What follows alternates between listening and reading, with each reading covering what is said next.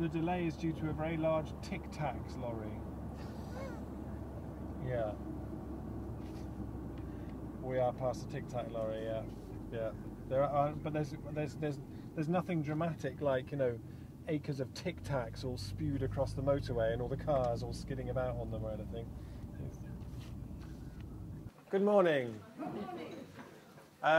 We're still a few people short, I suspect, because there's a. Maybe I can just speak without that. That's better, isn't it? Yeah. No. Okay, I can't speak without that. Yeah, there's a large Tic Tac lorry, which always sounds like the beginning of a joke. You know, there was a Tic Tac lorry overturned on the M5. Well, I couldn't quite think of the punchline, but there was on the way up. So that's why there's probably still some people still set to arrive.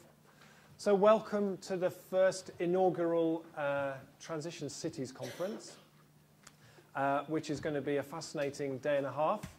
And I think it really follows in the whole tradition of how transition is emerging as an idea, which is that it's a really ongoing, iterative process which continually reinvents itself and continually adapts based on people's experience and goes through these constant cycles of learning from itself. So today is a really, really important event because since transition began and the whole idea went out and the principles and the 12 steps and the whole model went out there, and people have been taking it off to different communities of different scales up and down the country and around the world and trying out different things and seeing what's working. And so today and tomorrow are really about bringing you all back together, those of you whose work has been focused on cities, and really taking stock of, well, what's working, what's not working, what in the model needs to change, what tools have you developed, what tools have you found that are really useful. And it should be a really fascinating a couple of days. So what we really want to produce by the end of it is some kind of a blueprint or some kind of a model that we can then look at as being the next iteration of doing this work in cities. So if anyone's here thinking a transition conference is a conference in the kind of traditional sense of lots of people standing up and giving you PowerPoints for 2 days, those of you who've been to previous Transition Network conferences will know that we don't really do conferences like that. So this is really much more based around open space and workshops, and there's going to be a real balance between everybody's knowledge and experience that you're bringing here, and with a couple of workshop sessions where there are a few things that came up in the run-up to this conference, which were areas where people felt they needed some input, some support, some insights. So the workshops are really kind of designed around that, so they should be really useful as well. But the bulk of the event will be open space and an opportunity for you to really set the agenda and to drive this event forward.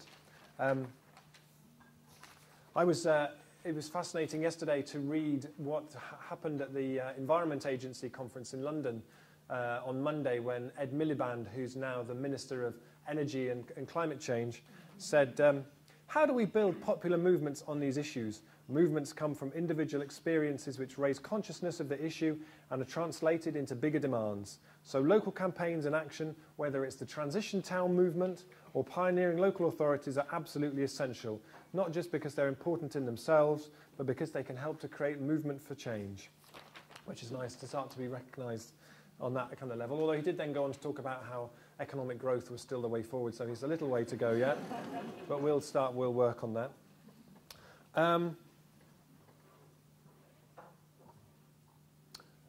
So there are lots of questions. When you applied to come here, not applied, that sounds terrible. When you registered to come here, there were some questions. What were your burning questions, the monster questions you were bringing? And some of those were really interesting, and they're hopefully going to really underpin what happens in the open space. Questions like inclusivity, how to avoid social disintegration, how we can get cars out of cities, are cities inherently unsustainable? Is a question we might explore over the next couple of days. What's different with transition in cities from a million other eco-groups, working with local politics, and how do we build community in places where there isn't very much of it?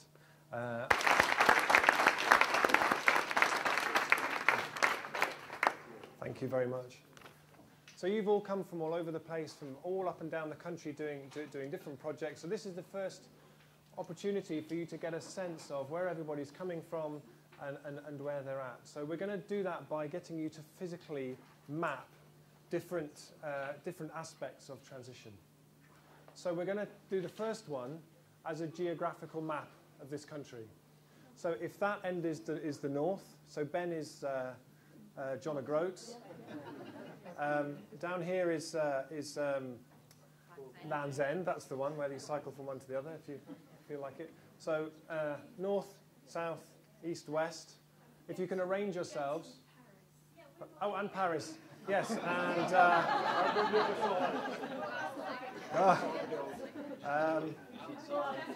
maybe have an international area over here, sort of by this flip chart perhaps down. And how many different bits of London have we got? We've got Brixton, Haringey, Tooting, Paddington, Hampstead, Greenwich, Ealing. So London is a throb with transition things. So would anybody like to tell us what's happening in their part? Hi, I'm from Sustainable Haringey, and we're affiliated to all the different national networks, including transition towns, and we're trying to be a broad church and incorporate the best ideas from all the different movements. We think we've got something to contribute, particularly to the transition towns movement. We're very pleased to be here. One thing that we've done is different from most transition groups is that we started with a big founding conference. We've got scores of community organisations affiliated before we even started. So we've got a very kind of mass support in Haringey and support from the council and the Federation of Residents Associations and allotments forum and all that kind of stuff. Lots of working groups, but translating that into real active projects, of course, is a difficulty. We've come here to learn about how transition groups build up core and projects and working groups and what we can take from that. We do have some active projects. Obviously, food is the biggest issue that always pulls out the most people. And also, we work with the council to have a street party involving 10,000 people in our main street, main high road in Haringey. Regard as your sort of key breakthroughs so far, or the things that you've become most excited about in the work since you've got going recently? Jeannie? We don't see a picture. We have got lots of small groups. How many have we got now? 6 small groups in different local areas, and we've got a central hub.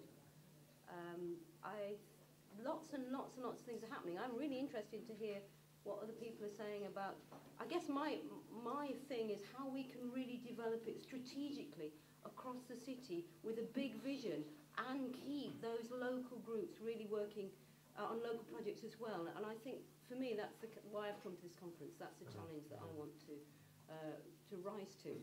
And I think we're doing a great job in Nottingham, and I'm hoping that we can get together afterwards and really think strategically wide about how we can develop it.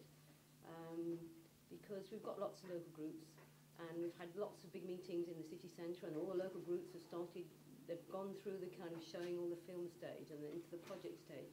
But it feels like a big thing to keep the vision, keep people on board, get it deep, because we really are in for the long haul here. And I've seen a lot of groups come and go in my time, and I'm definitely not going to,